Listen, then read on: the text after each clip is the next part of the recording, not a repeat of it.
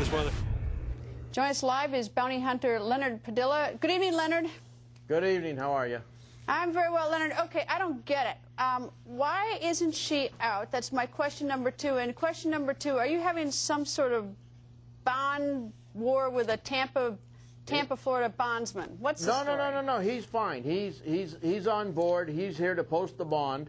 But what happened is some competitors, basically out in the Miami area, Russell Fabish and his boss, are sitting there going through the insurance code book, and they say that in order for a California posting to be legitimately posted by a Florida bondsman, that the premium, which is $50,000, has to be paid to the Florida bondsman when I've already paid the $50,000 to my nephew. That's never happened before. That's never been brought up before.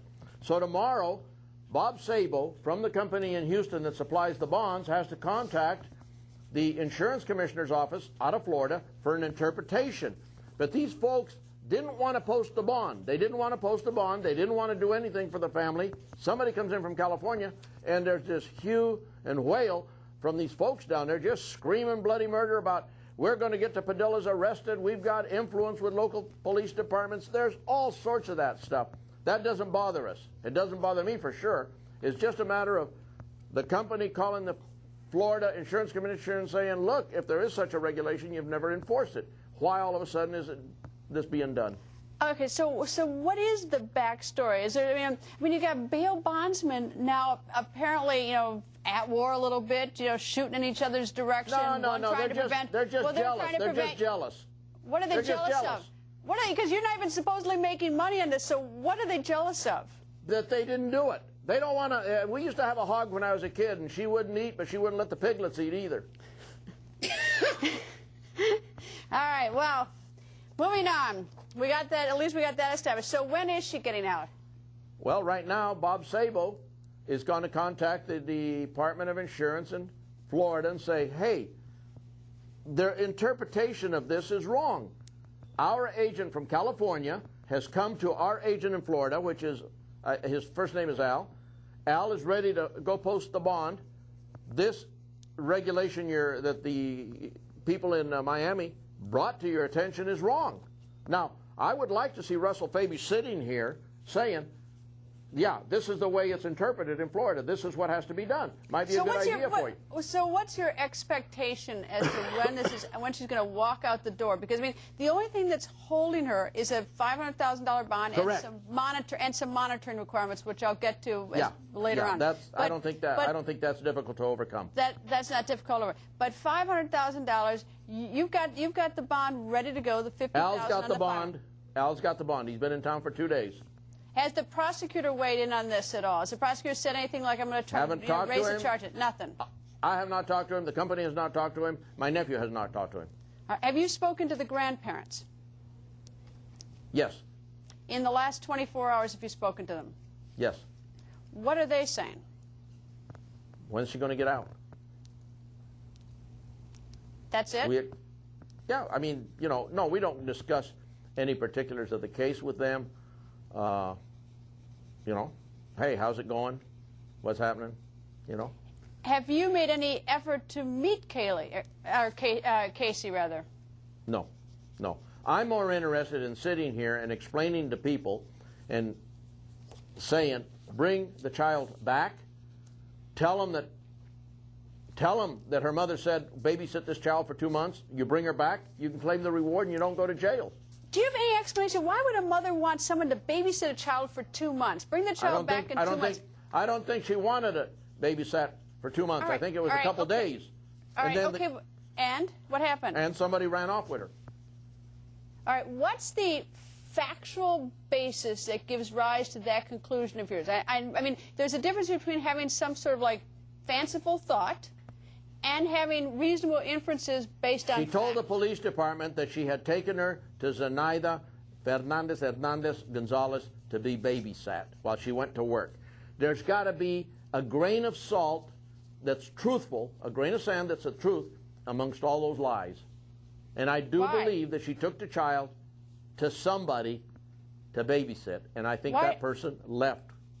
But why does there have to be a grain of truth? I mean, it could be all lies, it could be part lies, it could be a little bitty lie, but I mean, it's, what would possess her to, I mean, why do you believe any part of this? Greta, I've chased fugitives and been involved in situations like this, and there's always some truth that you look for, and from there you get your lead, and from there you follow it up. Maybe the truth is that that's her daughter, and the rest of it is lies. I mean, if you're gonna like grab for some truth, if you think there has to be some truth there, I mean, I'll give you that one, that it's her daughter. What I'm having a hard time understanding is why, Paul, what do you make your conclusion that? I just told you, I don't want to believe she's dead. I really, sincerely, and honestly believe she's alive. I don't either. I think the story is out there about the reward. Let's keep pushing that, and let's get somebody to be convinced that they should bring her in. Do you have any theory why she isn't talking to the police, based on fact? I mean, are there any, I should say, do you have any facts to explain why she's not? I've seen in the past where right away when somebody lawyers up, they say, don't talk to the cops, don't say nothing. But be careful with the other people in the cell block because they're snitches. And if the attorney has client control, you're an attorney, client control is important. They don't talk to anybody about anything while they're in jail. They don't even trust talking to their own attorney most of the time because they figure the room's bugged and the cops are going to cheat.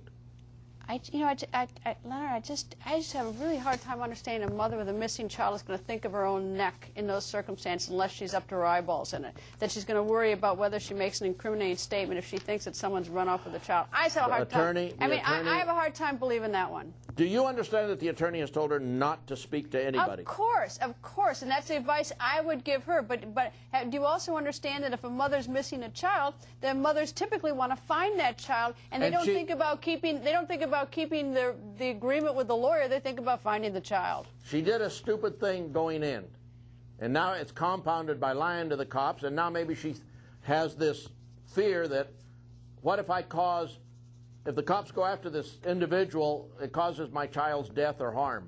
I mean, I don't know what she's thinking, but I'm speculating anything that fits with the child being alive. All right, well, you know what, Leonard? I so hope that you are right and that I'm dead wrong in my I'm wrong in my suspicions. Absolutely. All right, so Leonard, anyway, I'll see you tomorrow night, right? You'll come back after we find out what happens with this whole mess with the bonds tomorrow? You got it. All right, I'll see you tomorrow night. Listen, get Russell Fabish in here. He's the one that's causing all the stink. All right, well, I'll work on that one as well. I'll work on that. Leonard, I'll see you tomorrow night. All right, for more than a month, Casey has been sitting behind bars. If she gets out tomorrow on bond, what will be the first thing Casey sees when she walks out of jail? On the Record producer Justin Wells is on the ground in Orlando. Here we are outside the Booking and Release Center, and On the Record's learned some exclusive details on what will happen once the bond is posted if Casey actually does get out. Now, the guys are going to go in this door. They're going to post the bond, and then the process takes place. What happens next? Well, we've just found out that Casey will actually come out a blue door. You see the fence right there, and if you look in, you can see the blue door, the fencing. She'll walk around there. There's a big desk right here. She'll walk around that desk. She'll come out this door right through the front, according to the jail, and then she will walk down the sidewalk. Now, the sidewalk is normally not blocked off to media, but with a high-profile case like this, they know there will be plenty of media around. Because of that, they are going to take some extra precautions. They say it's not because this is a special circumstance. It is very simple. They need to keep the door free and clear because it could be a fire hazard. The other thing that's at play here is, the media is going to swarm in. People need to get in and out because they have issues to take care of here at the Booking and Release Center. So the fencing is going to be a little rope, and it's going to go down all the way down here. It's going to probably stop, they tell me, somewhere around here once we get to the parking lot. In the parking lot, the fencing stops. That's where the jail is telling me tonight that the protection of Casey on their end will stop. That's when the bond team takes over and takes over her protection. They could, from here, maybe they parked the car over here, maybe they parked it back there, and she may be walking across the parking lot. Chances are the car will just be pulled up right here, and she'll pop in, and they'll take her away. That's what we've learned exclusively about the setup here at the Booking and Release Center, if and when Casey does walk out of here, potentially tomorrow or sometime this week.